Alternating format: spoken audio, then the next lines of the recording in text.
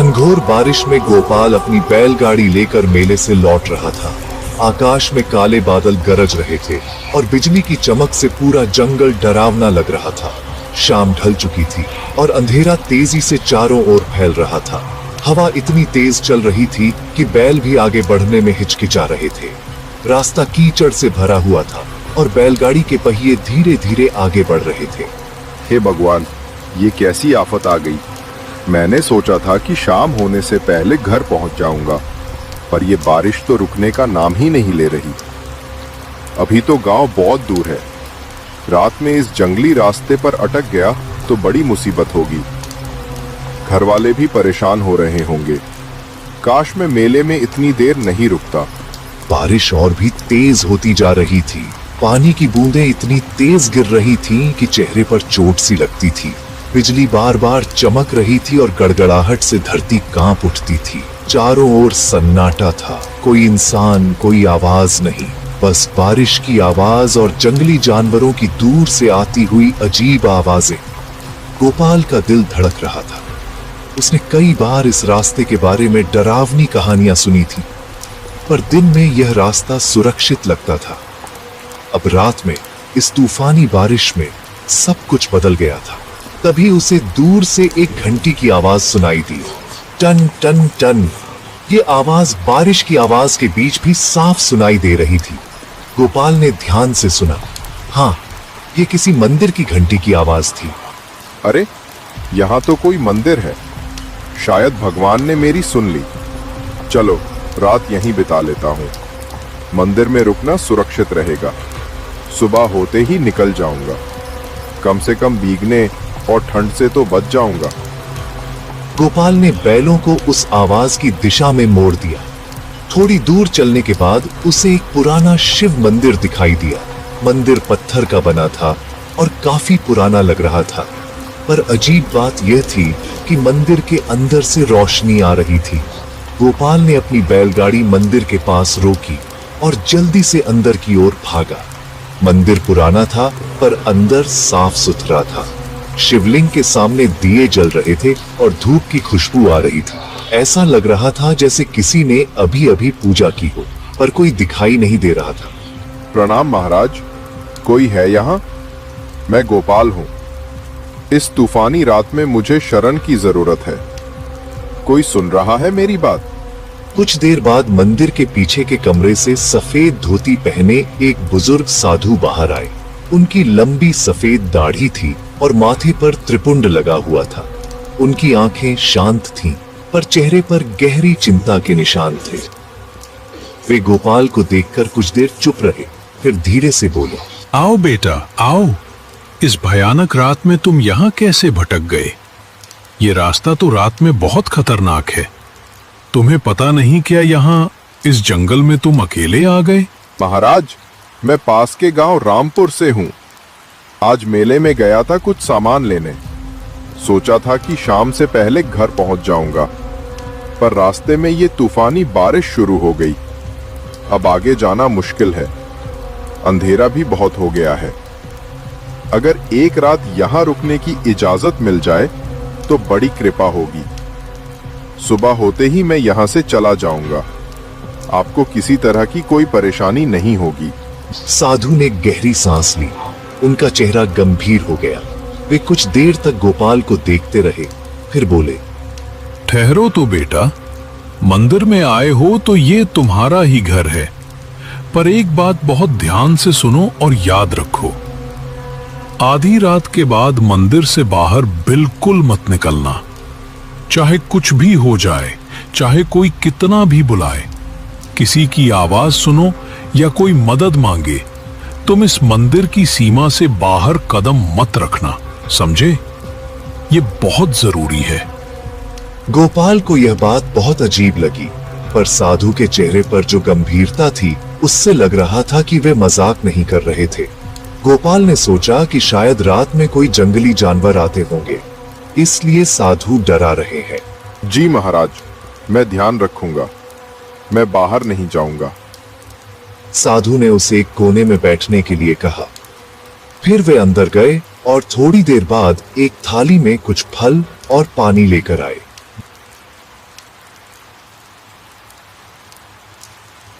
बेटा यहां ज्यादा कुछ नहीं है, बस यही फल खा लो और आराम कर लो। मैं पीछे के कमरे में रहता हूं, अगर कुछ जरूरत हो तो आवाज लगा देना। गोपाल ने फल खाए और पानी पिया। बाहर अभी भी बारिश हो रही थी। साधु ने उसे एक पुरानी चटाई और कंबल दिया। गोपाल ने शिवलिंग के सामने प्रणाम किया और एक कोने में लेट गया। थकान के मारे उसकी आंखें बंद होने लगी। रात गहरा गई। बारिश अब भी जोरों पर थी। मंदिर के बाहर हवा सनसन कर रही थी। गोपाल सोने की कोशिश कर रहा था कि अचानक उसे एक आवाज सुनाई दी। पहले तो वह आवाज बहुत धीमी थी, फिर धीरे धीरे तेज होने लगी। गोपाल, गोपाल, भैया।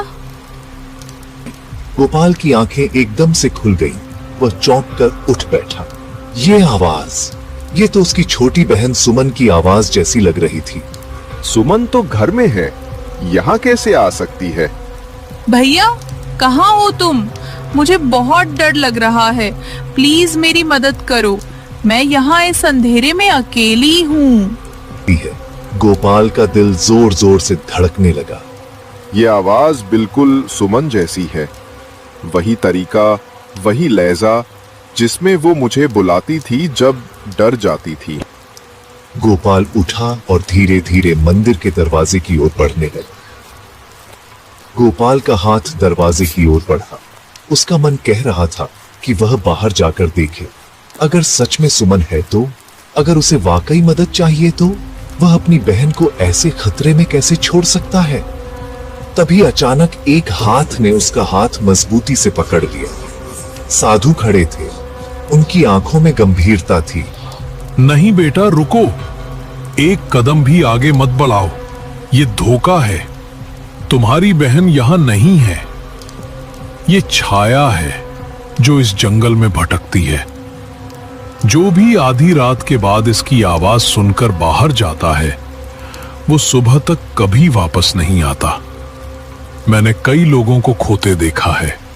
पर महाराज, ये आवाज तो बिल्कुल मेरी बहन सुमन जैसी है।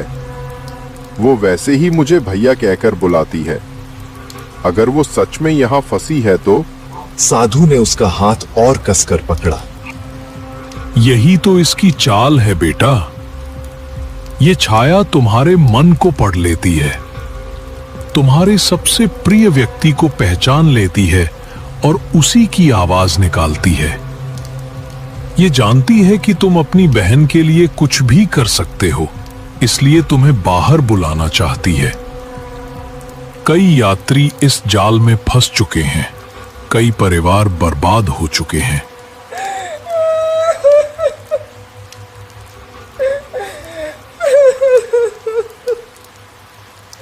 बाहर से आवाज और भी तेज हो गई। अब रोने की आवाज आने लगी थी। भैया, मुझे बचाओ, मैं यहाँ फंस गई हूँ। बारिश में मैं रास्ता भूल गई। प्लीज बाहर आओ और मुझे ढूंढो। मुझे तुम्हारी बहुत जरूरत है।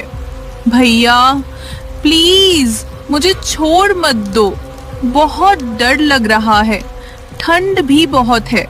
तुम्हारी सुमन को बचा लो। गोपाल की आंखों में आंसू आ गए। उसका मन बुरी तरह से छटपटा रहा था। वह बाहर जाना चाहता था, पर साधु की पकड़ बहुत मजबूत थी। महाराज, मुझे जाने दीजिए, मैं बस एक बार देख लूं। नहीं बेटा, तुम्हारी बहन घर पर सुरक्षित है। ये सिर्फ एक भ्रम है। अगर तुम बाहर गए तो तुम्हारी असली बहन कल सुबह अपने भाई को खो देगी। क्या तुम ये चाहते हो? साधु ने गोपाल को वापस अंदर खींच लिया और उसे बैठा दिया। फिर वे शिवलिंग के सामने बैठ गए और जोर जोर से मंत्र जपने लगे। ओम नमः शिवाय, ओम नमः शिवाय, ओम नमः शिवाय। मंत्र की आवाज मंदिर में गूंजने लगी। धीरे धीरे बाहर की आवाज कम होने लगी, पर फिर भी वह पूरी तरह बंद नहीं हुई। तुम मुझे रोक नहीं सकते साधु। मैं वापस आऊंगी, हर रात आऊंगी।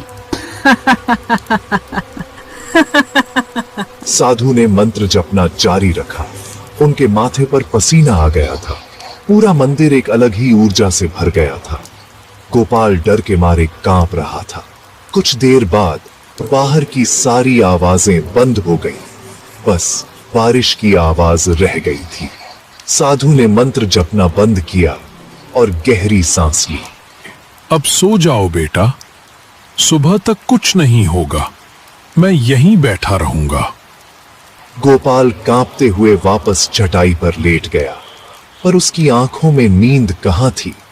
पूरी रात वह जागता रहा। सुबह जब पहली किरण मंदिर में आई तो गोपाल उठा और बाहर देखा। बारिश रुक चुकी थी। मंदिर के बाहर जमीन पर अजीब गोल निशान बने थे। ऐसा लग रहा था जैसे कोई चीज पूरी रात गोल गोल घूमती रही हो। साधु बाहर आए। साधु ने गहरी सांस ली। देखो बेटा, ये निशान, ये छाया पूरी रात यहां घूमती रही, तुम्हें बाहर बुलाने की कोशिश करती रही, पर मंदिर की सीमा के अंदर ये नहीं आ सकती। महाराज, ये छाया क्या है? ये यहां क्यों है? कई साल पहले एक औरत अपने भाई को ढूंढने इस जंगल में आई थी। उसका भाई इसी रास्ते से जा रहा था और वापस नहीं लौटा। वो पूरे जंगल में भटकती रही, रोती रही, चिल्लाती रही।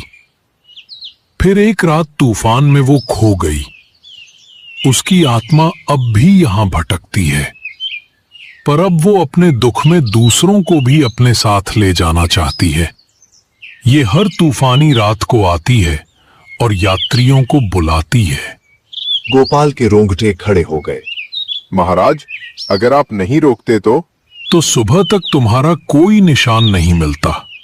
बस तुम्हारी बैलगाड़ी यहां खड़ी रह जाती और तुम्हारा परिवार तुम्हारा इंतजार करता रहता। गोपाल ने कांपते हाथों से साधु के चरण छुए। आपने मेरी जान बचाई महाराज। अगर आप नहीं होते तो पता नहीं क्या हो जाता। मैं आपका ऋणी हूं। बेटा, ये मेरा कर्तव्य है। भगवान शिव का मंदिर है ये। जो भी यहां आश्रय लेता है उसकी रक्षा करना मेरा धर्म है। अब जाओ, अपने घर जाओ। तुम्हारा परिवार तुम्हारा इंतजार कर रहा होगा। पर याद रखना, जब भी रात में अकेले सफर करो तो किसी अनजान आवाज पर कभी भरोसा मत करना। सब कुछ जो दिखता और सुनाई देता है वो सच नहीं होता। और हमेशा याद रखना, तूफानी रातों में सफर करने से बचना। गोपाल ने शिवलिंग के सामने प्रणाम किया। फिर वह अपनी बैलगाड़ी की ओर गया। बैल सुरक्षित खड़े थे। उसने बैलगाड़ी तैयार की और साधु को आखिरी बार प्रणाम करके वहां से रवाना हो गया। रास्ते भर वह रात की उस घटना के बारे में सोचता रहा। वह आवाज कितनी असली लगी थी। अगर साधु नहीं होते तो शायद आज वह जिंदा नहीं होता। सुबह की धूप में वह जंगल अब डरावना नहीं लग रहा था। पक्षी चहचहा रहे थे और हवा में ताजगी थी। दोपहर तक गोपाल अपने गांव पहुंच गया। घर पहुंचते ही उसने सबसे पहले अपनी बहन सुमन को देखा। वह घर के आंगन में खेल रही थी। उसे कुछ नहीं हुआ था। वह बिल्कुल सुरक्षित थी। गोपाल की आंखों में आंसू आ गए। उसने सुमन को गले लगा लिया। सुमन हैरान हो गई। सुमन, तू ठीक है ना? हाँ भैया, मैं ठीक हूँ, पर आप रो क्यों रहे हैं? कुछ हुआ क्या? नहीं बेटा, कुछ नहीं। बस तुझे देखकर बहुत अच्छा लग रहा है। उस दिन के बाद गोपाल ने अपने परिवार को पूरी कहानी सुनाई। गांव में यह बात फैल गई। सबको पता चल गया कि उस जंगल में क्या होता है। अब गांव वाले रात में उस रास्ते से नहीं जाते थे, और अगर कभी कोई भटक जाए तो वे उसे उस मंदिर का रास्ता बता देते। गोपाल हर महीने उस मंदिर जाता और साधु को प्रणाम करता। वह अपने साथ पूजा का सामान और फल ले जाता। साधु उसे आशीर्वाद देते। कहते हैं आज भी वह छाया उस जंगल में भटकती है। हर तूफानी रात को वह